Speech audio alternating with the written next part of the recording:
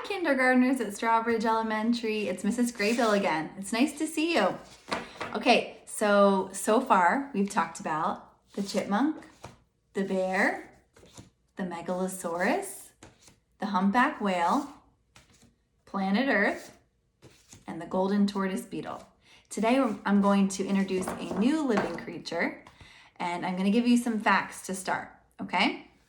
So this bird has wings that spread up to 10 feet from tip to tip. That's longer than your bed, okay? So the the bird I'm talking about today is called the California condor. Check it out. This bird is the largest flying bird in North America. That's where we live. So our home is in North America. This bird uses its huge wings to soar through the sky as it scans the field for food below. Because this bird is so big and heavy, it loves to fly in the windiest spots, a perfect creature to feature when you're talking about wind. This bird is endangered and it needs everybody's support. Do you know what the word endangered means? So if something is extinct, like the megalosaurus that we talked about, it means it's no longer living. But if it's endangered, it means that it's at risk for becoming extinct, which just means that we have to make sure we protect those birds or that whatever species are endangered. I'm going to give you some more facts about the California condor, and then we're going to read a book called Mama Built a Little Nest, and it's about a bunch of different types of birds. And then we're going to talk a little bit about wind. Condors have very strong stomachs. They like to eat animal carcasses, otherwise known as carrion. Their heads are bald for hygienic reasons. So what that means is that in order to stay clean, they have developed bald heads. Their featherless face stays cleaner when they're eating carcasses, so they're scavengers. Condors don't have a good sense of smell, so they find most of their food by using their eyes. Indigenous tribes of North America, which are people that were here in America first, have great respect for the condor and see it as a symbol of power. A cliff ledge, a high cave, or a hole in a very large tree are the kinds of spots condors like to nest in. All right, so we're going to read this book. The book is called Mama Built a Little Nest, and it's not just about the California condor. It's about a lot of different birds, but I love this book because it's nonfiction, but the pictures are illustrations, not photographs. So it's a pretty cool book, and you'll see why. It's very interesting. Mama Built a Little Nest.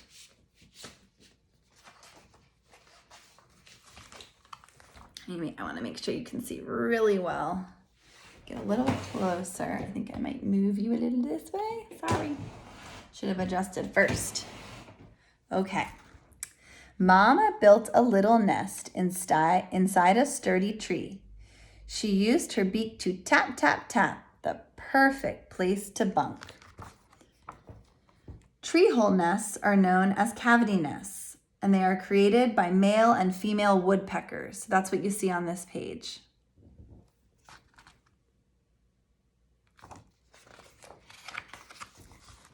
Mama built a little nest, a cup so wee and snug, with walls of moss and a roof of sky and silky cobweb rug.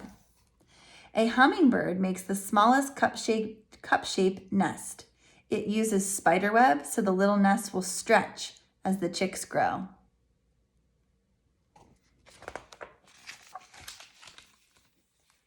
Mama built a little nest. Well, actually, she didn't. She found one that another made, and then she laid me in it.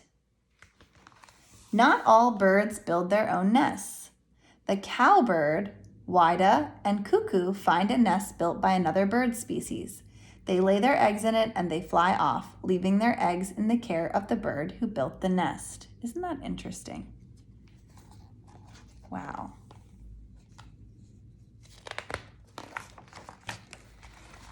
Mama built a little nest. My daddy helped out too. They placed my egg upon my feet. That's where I hatched and grew. What bird is this? The emperor penguin uses a living nest, the father penguin. The father uses his beak to roll the mother's egg upon his feet quickly so it doesn't freeze, and carefully so it doesn't break. There it stays buried under his tummy folds for about 60 days. That's 2 months, warm and protected. So mommy and daddy emperor penguins are very good parents.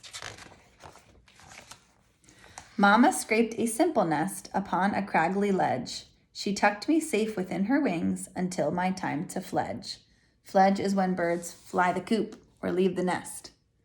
Certain birds, such as the falcon, create a nest called a scrape. On a high cliff edge, the mother and father may scrape away at the ledge, creating a small indentation.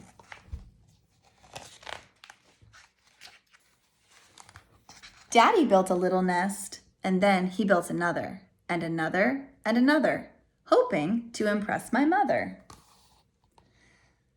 Like many wrens, a male cactus wren builds several dome-shaped nests to attract a female. If impressed, the female will choose one and then continue to add to its structure. Remaining nests may be used as resting places or roosts by the father and may also serve as decoys to confuse predators. So the multiple nests of the wren could confuse predators into not knowing where each bird lives, and then hopefully the nest where the bird is actually in is well hidden and predators can't get to it. So the wren is very smart. Mama built a little nest. She used her beak to sew. A woven nest of silky grass, the perfect place to grow. Weave birds create very detailed woven webs by sewing and weaving nesting materials together. They pull grasses and fibers over and under and through, using only their beak and their feet.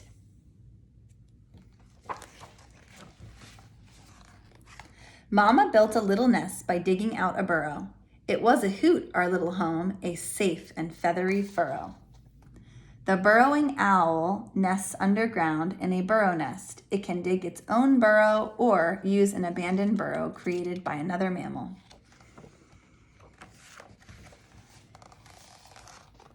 Mama built a little nest. She gathered twigs that float and placed them on the water to create a cozy boat. Grebes create a floating nest on the water and anchor it to water plants.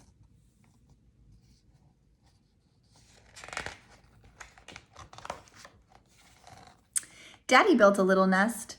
Now don't gross out with spit. Who would have thought that spit would make the perfect place to sit?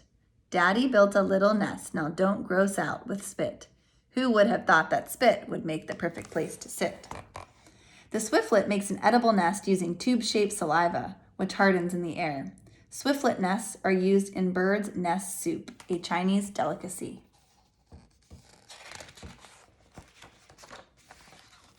Mama built a sealed nest within an old hollow's tree. My daddy left a little hole to pass her food. My daddy left a little hole to pass her food to swallow. The hornbill makes a cavity nest inside a tree hollow with the female inside and the male outside. Both birds use mud and droppings to seal the cavity. A small hole is left opened, which the male uses to feed the female. She remains locked inside the nest to incubate her clutch. That's her babies. After the chicks have hatched, the female breaks out, helping the male feed and care for their young from the outside until the chicks are old enough to leave the nest. Mama built a sturdy nest by stacking twigs up high, a breezy house upon a tree where talents blend with sky. The male and female bald eagle built a stick nest called an eyrie by gathering and layering many sticks. Their nests are among the largest of the bird nests, usually 5 to 6 feet in diameter and 2 to 4 feet high. That's amazing. You recognize this guy or gal? I guess gal. Mama built a little nest entirely out of mud. No feathery down, no soft green plants, just fuddy, muddy crud. The male and female flamingo build a mound-shaped nest on the ground using mud, into which the female lays just one egg. You have a nest, your very own, a place to rest your head, with pillows soft and cozy thoughts. Your nest is called your bed. All right, that was a great book. I love to learn about birds' nests and how they're all different, don't you? So along with the California condor, they fly way up high where the wind is strong. I'm going to read you a fiction story, and it's called What Color is the Wind? It's a beautiful story. I hope you like it.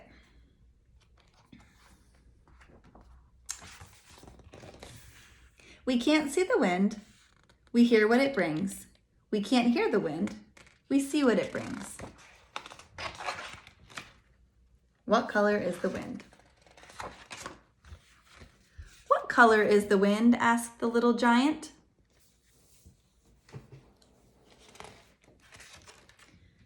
The little giant sets out early to search for the wind and its color.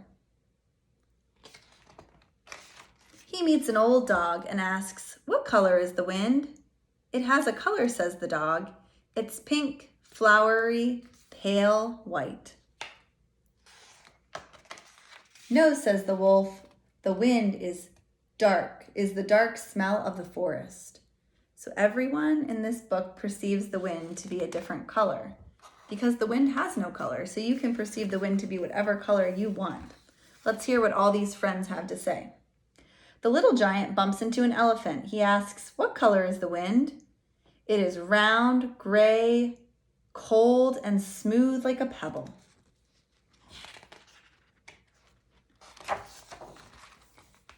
"No," sighs the mountain, "it is blue."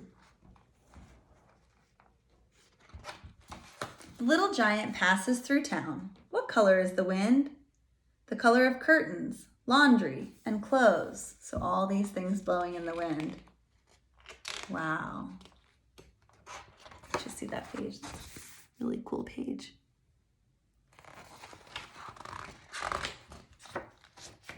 But the wind disagrees. It is the color of time.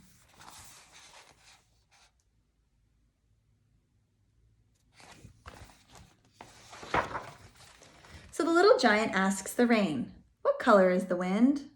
The rain knows nothing.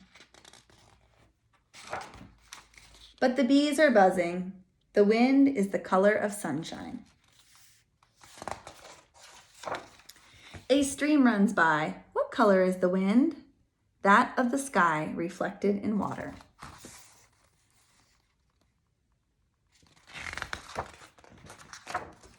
Water, water, water. The little giant rests at the foot of the tree. What color is the wind? He sighs. A sugary color, murmurs the apple tree. The little giant takes an apple and bites into it. What color is the wind? Red, says the apple.